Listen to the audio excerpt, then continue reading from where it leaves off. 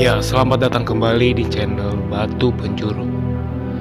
Pada saat ini saya akan membahas itu video yang lagi viral, yaitu dimana seorang perempuan Aceh yang baru pindah ke agama Kristen. Yang sebelumnya dia beragama Muslim, dia murtad. Terus di video itu ada keluarga dia, yaitu memaksa atau menjemput paksa si perempuan ini yang dimana diketahui bernama Fitri, itu dimana dia orang Aceh, dan dia dijemput paksa di sebuah kota di Medan, kalau nggak salah bernama Langsa, itu dimana orang tuanya kandungnya sendiri tidak setuju bahwa dia pindah keyakinan.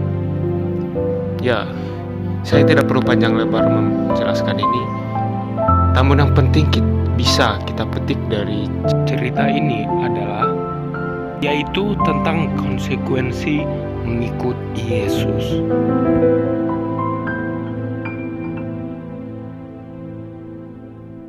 Kita ulas dulu ya tentang keyakinan atau agama. Agama menurut Wikipedia merupakan yaitu sebuah koleksi terorganisir dari kepercayaan, sistem budaya, dan pandangan dunia yang menghubungkan manusia dengan tatanan atau perintah dalam kehidupan. Banyak agama memiliki narasi, simbol, dan sejarah suci yang dimaksudkan untuk menjelaskan makna hidup dan atau menjelaskan asal-usul kehidupan atau alam semesta. Nah, ini merupakan pengertian agama menurut Wikipedia. Untuk di Indonesia, mayoritas agama yang paling banyak yaitu Islam. Negara Muslim terbesar yaitu Indonesia, di mana diperkirakan ada 229 juta Muslim berada di sana. Ini adalah 87,2% dari populasi penduduk Indonesia yang berjumlah yaitu sekitar 263 juta jiwa atau sekitar 13% dari populasi Muslim dunia. Artikel tersebut dikutip dari ibtimes.co. Nah, mengenai umat Kristen di Indonesia, mayoritas umat Kristen Indonesia adalah umat Protestan. Dari 23,5 juta total penduduk Indonesia beragama Kristen, agama Kristen yaitu sekitar 16,5 juta orang mengikuti ajaran-ajaran Protestan. Sementara 7 juta anggota lainnya mengikuti ajaran-ajaran Katolik. Komunitas-komunitas Kristen tersebar secara tidak merata di seluruh negeri. Namun, seperti yang bisa kita lihat dari peta di bawah, kebanyakan dari komunitas ini bertempat tinggal di wilayah timur Indonesia yang memiliki kepadatan penduduk rendah.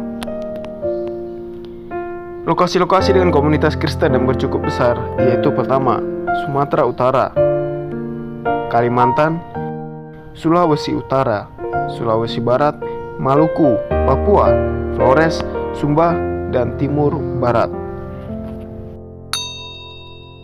Nah, mengenai video itu, saya terkhusus membahas bukan hanya mereka yang murtad, tetapi buat Kristen juga, yaitu konsekuensi mengikut Yesus. Lalu Yesus memanggil orang banyak dan murid-muridnya dan berkata kepada mereka, "Setiap orang yang mau mengikut aku, ia harus menyangkal dirinya, memikul salibnya dan mengikut aku." Nats Alkitab ini terdapat di kitab Markus 8 ayat 34. Banyak orang yang beragama Kristen mengaku-ngaku sudah mengikuti Yesus. Benarkah pengakuan tersebut? Untuk mengakuinya, mari kita uji berdasarkan pengalaman beberapa orang yang setia dalam mengikuti Yesus sampai garis akhir hidupnya. Kita mulai dengan itu cerita para murid, yaitu ketika para murid mengambil keputusan mengikuti Yesus, ada konsekuensi yang harus mereka tanggung, yaitu meninggalkan pekerjaan dan meninggalkan keluarga mereka. Dan bukan hanya itu, mereka juga tidak memiliki yaitu rumah atau tempat tinggal yang tetap, bahkan bisa saja mati dalam keadaan yang sangat mengerikan. Kemudian Yesus berkata kepadanya di dalam Matius 8 ayat 20. Yesus berkata kepadanya, serigala mempunyai liang dan burung mempunyai sarang, tetapi Anak Manusia tidak mempunyai tempat untuk meletakkan kepalanya. Semuanya ini kukatakan kepadamu supaya kamu jangan kecewa dan menolak Aku.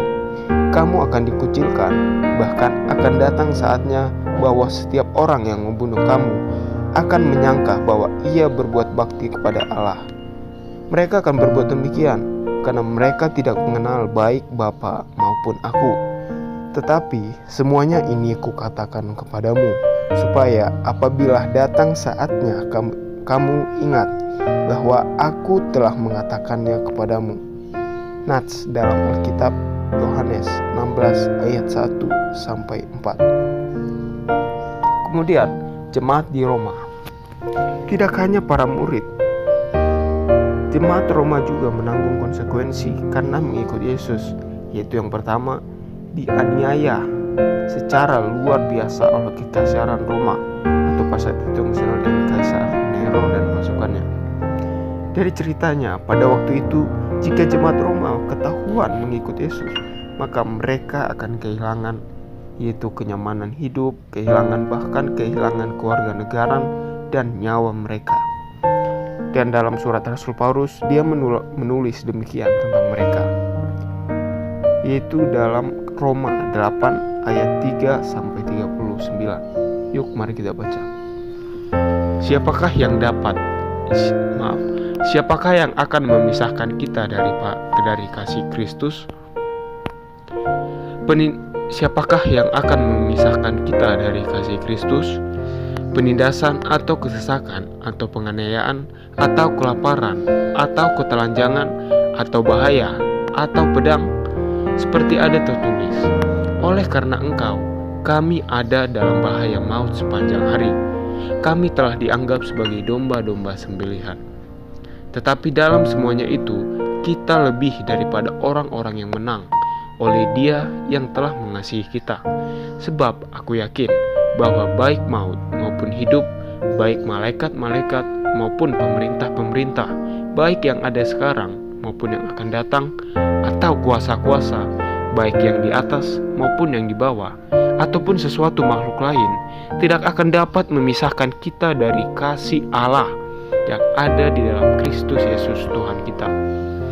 Dan bisa kita lihat dari pengalaman murid-murid itu yang ada di jemaat Roma di atas, dapat kita simpulkan bahwa mengikut Yesus ada konsekuensinya. Dengan kata lain, orang yang beragama Kristen tidak boleh hanya sekedar mengaku-ngaku sudah mengikut Yesus saja, namun harus juga bersedia menanggung segala konsekuensinya juga, alias dia itu tidak akan takut kehilangan apapun selain Yesus. Amin. Dan juga ada kabar baik yang ingin saya sampaikan kepada kita sekalian, yaitu sekalipun kita tidak menanggung konsekuensi yang sama seperti para murid dan jemaat di Roma, namun ada konsekuensi lain yang harus kita tanggung dalam dosa, keduniawian, dan daging. Dengan kata lain, yaitu kita harus memiliki yaitu cara pandang hidup seperti Yesus hidup. Dan pertanyaannya adalah, bersediakah kita menanggung konsekuensi ini? Mari kita baca 1 Yohanes 2 ayat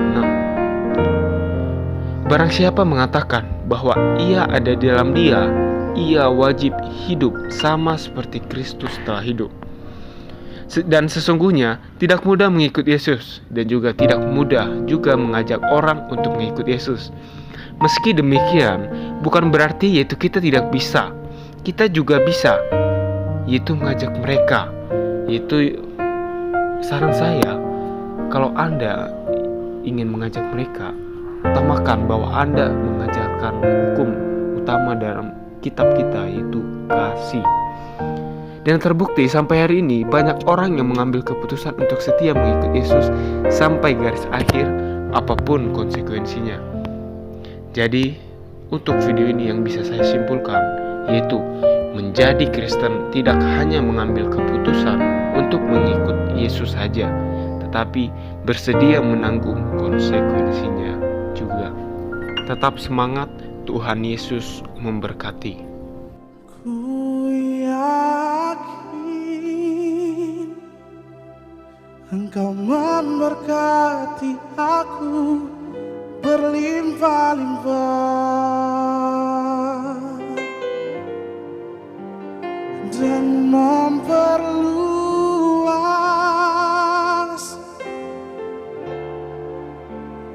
daerahku,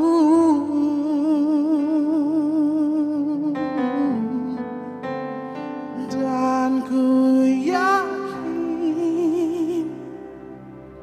tanganmu menyertai aku dan melindungi aku daripada malapetaka, sehingga kesakitan tidak